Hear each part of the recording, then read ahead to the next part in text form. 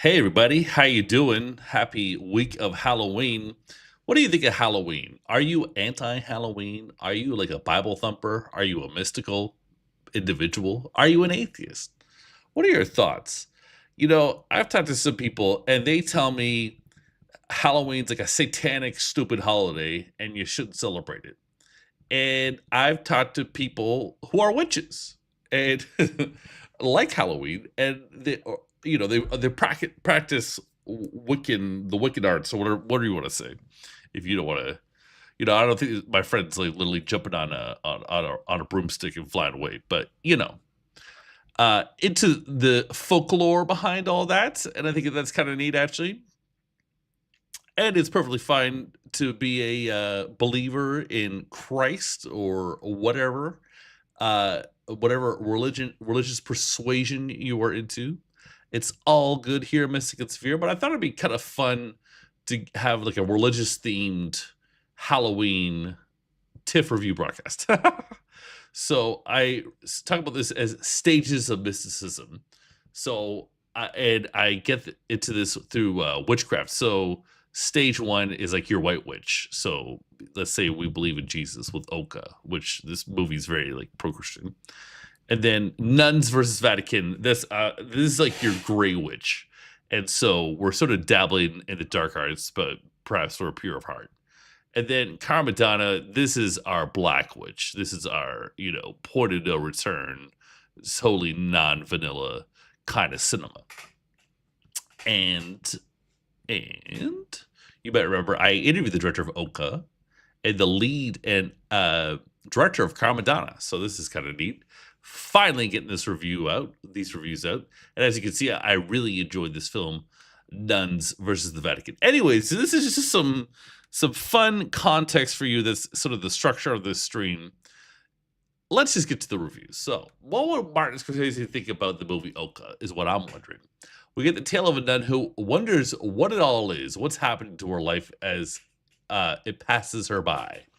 What is the meaning of God's silence? That is this lifetime just what it is? Or is there a deeper meaning, guiding purpose, and duty towards deity that we are on trial for in the flesh? Being tested for the next? I don't know. I'm looking into things, but there is a theological angle in this earthbound tale with some people believing in the story and others not believing in the story.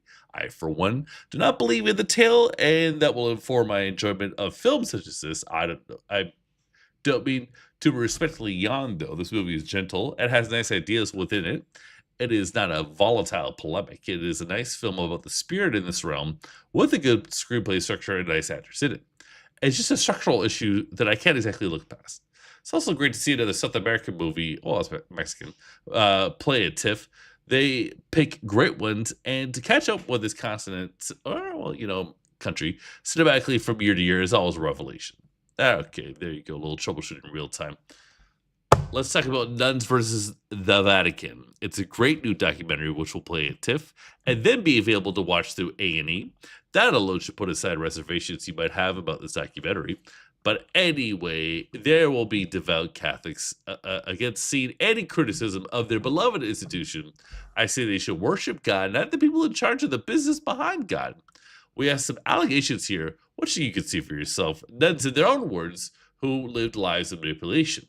For too long, people have been hidden behind the excuse of olden times and protecting traditions over concerns for the lives impacted by poor management and mendacious decision-making.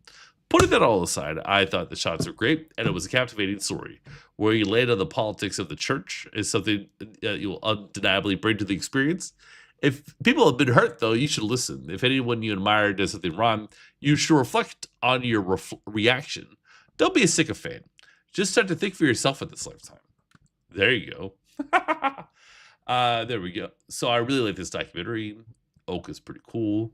One more. Let's talk about Karmadonna. It comes to us from one of the writers of a Serbian film, which I have not seen.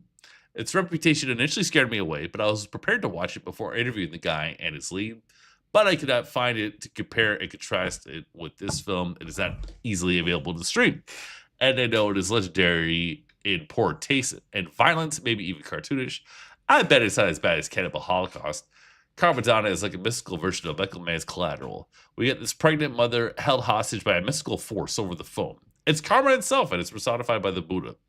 The Force makes her do various assassinations with cultural significance. The Force is like a rogue Travis Bickle spirit who is trying to flush the world down the toilet.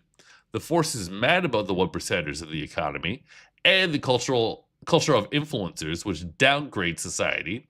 He can't just turn off humanity like a light switch, though. Here, Celestials even have a boss to answer to.